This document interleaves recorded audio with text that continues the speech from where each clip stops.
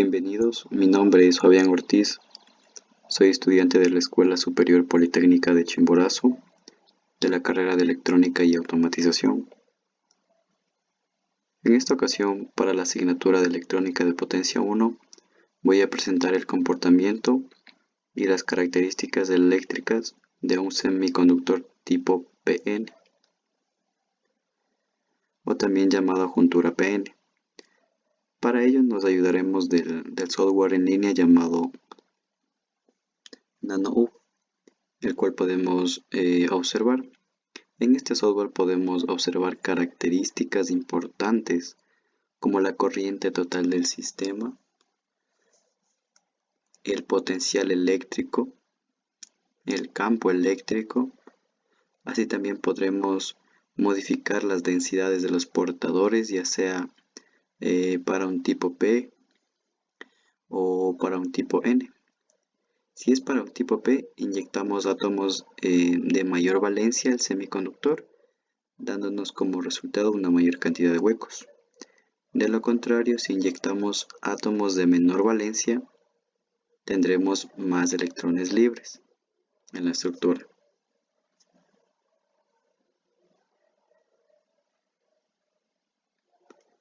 Esta juntura está compuesta por una malla cristalina de átomos de cualquier semiconductor.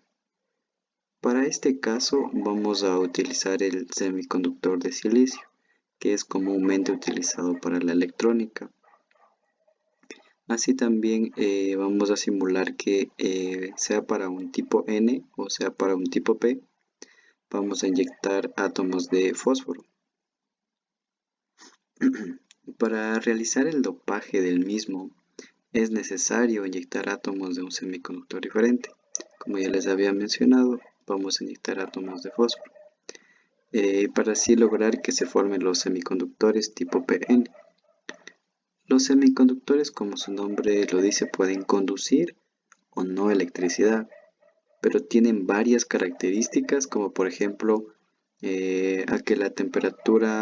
a una temperatura ambiente el semiconductor no conduce, ya que no existe, se podría decir, la suficiente energía para que los electrones empiecen a moverse. Pero si elevamos la temperatura a un valor considerable, los electrones empezarán a moverse, saltando de un átomo a otro, produciendo el fenómeno llamado la electricidad, porque tenemos un movimiento de electrones. Ahora, no solo la temperatura influye en este sistema microscópico. Si deseamos que el semiconductor empiece a conducir electricidad, aplicamos una diferencia de potencial a cada extremo de la estructura. Así, de acuerdo a la polaridad de las cargas, igual de la juntura tipo N, empezarán a atraerse unas a otras llenando los huecos que hay en la juntura tipo P. La diferencia de potencial aplicada a la estructura dependerá de la longitud del material, ya que existe el término llamado voltaje de ruptura, que se da cuando inyectamos un mayor voltaje en la polarización inversa. En consecuencia tenemos una corriente descontrolada que se llama corriente de fuga, y esta corriente lo que hace es dañar nuestro dispositivo. En este caso vamos a simular un semiconductor tipo PN, que tradicionalmente lo conocemos como un diodo de silicio. Al explorar el software nos encontramos con la banda de energía. La banda de energía está compuesta por dos partes. Tenemos la banda de valencia y la banda de conducción. Esta parte de la mitad se llama nuestra zona de derivación o la zona de deflexión. En la parte de abajo están ubicados los electrones y en la parte de arriba están ubicados los huecos. Cuando nosotros inyectamos una diferencia de potencial a cada extremo de esta estructura cristalina, esta diferencia de potencial, ya sea en polarización directa o en polarización inversa, va a actuar como una fuerza. En este caso, si inyectamos corriente, el polo positivo a la juntura tipo P, que es positivo, estas cargas van a tener, como son cargas de igual signo, se repelen. De igual manera, si conectamos el polo negativo a la juntura tipo N, estas cargas de igual manera se van a repeler. Y cuando se repelen, estas cargas se juntan en el centro de la banda de energía, es decir, se encuentran en la zona de derivación. En esta zona de derivación existe un voltaje que se llama el voltaje de ruptura, el cual equivale a 0,65 volts, aproximadamente 0,7 volts. Este voltaje es el voltaje el cual el diodo tiene que alcanzar para que pueda conducir, es decir, que pueda entrar en funcionamiento. De igual manera, si le aplicamos corriente inversa, como ya había mencionado, vamos a provocar este fenómeno que es el llamado la corriente descontrolada o la corriente de fuga. Entonces, por la banda de valencia es por donde los electrones están ligados a los átomos del semiconductor. Así también tenemos la banda de conducción, que es la parte de arriba, donde los electrones están libres y pueden moverse por el semiconductor. Y a este fenómeno lo denominamos corriente eléctrica. Vamos a darle play a la simulación. Aquí vamos a observar el comportamiento de esta banda de energía. La banda de energía está constituida por dos ejes. Tenemos en la posición del eje X, tenemos el eje de la posición que está en sus unidades de micrómetros. Y en el eje Y tenemos la energía que es medida en electronvoltio. Podemos variar los parámetros de este sistema yéndonos a configuraciones, que es en el apartado de settings. Tenemos por default, tenemos aquí el ambiente, la temperatura ambiente, tenemos que son 300 grados Kelvin, tenemos el voltaje y el número de puntos, que es 20. Como podemos observar, la diferencia de potencial, o sea el voltaje aplicado, es de 0,1 volts, pero si nosotros vamos subiendo, ahorita con 0,1 volts, nos dimos cuenta que en la banda de energía, esperemos un momentito hasta que el sistema responda. Ahorita teníamos un voltaje de 0,1 volts. Este 0,1 volts, como les había mencionado, el diodo se debe prender cuando alcance el voltaje máximo, que sería 0,65. Como tenemos 0,1 volts, existe poca energía en el sistema, entonces no va a conducir corriente el semiconductor.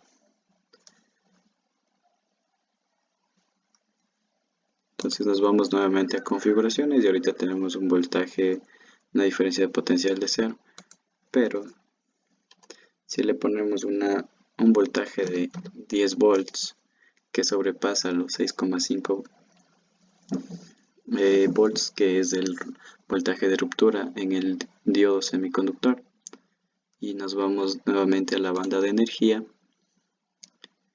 vamos a observar, dándole play a la simulación, cómo es el comportamiento de esta banda. Como podemos observar en la imagen, tenemos que la energía medida en electronvoltios de este semiconductor se va elevando en el orden de 10 a la menos 6.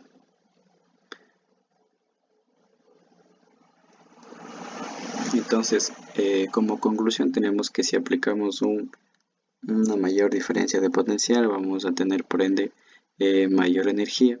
Pero si nosotros no podemos controlar esta diferencia de potencial aplicada al semiconductor, vamos a causar daños al mismo. ¿Cómo podemos saber cuánta diferencia de potencial podemos aplicarle? Esto depende de la longitud del semiconductor. Entonces, de igual manera, cada semiconductor tiene sus especificaciones, en el cual debemos basarnos para realizar nuestras pruebas. Como paso final, tenemos que aquí algunas funciones que nos faciliten el software, como la corriente total del sistema. De igual manera, está medida en amperios sobre centímetros al cuadrado y la posición en micrómetros. Tenemos la densidad de la corriente total. De igual manera, está medida en centímetros al cubo. Tenemos la densidad de carga también, el comportamiento, como podemos ver. Y de igual manera tenemos el potencial eléctrico, la diferencia de potencial, que como nos pudimos dar cuenta, está elevado.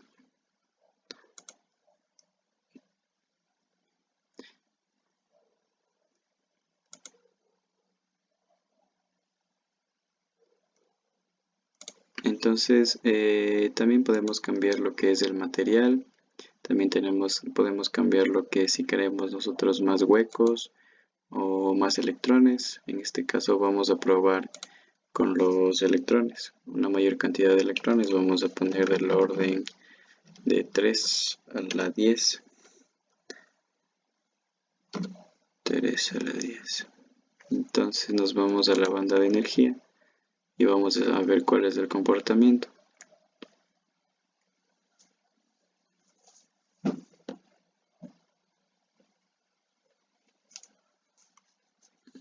Si tenemos mayor cantidad de electrones, podemos definir que es un semiconductor tipo N.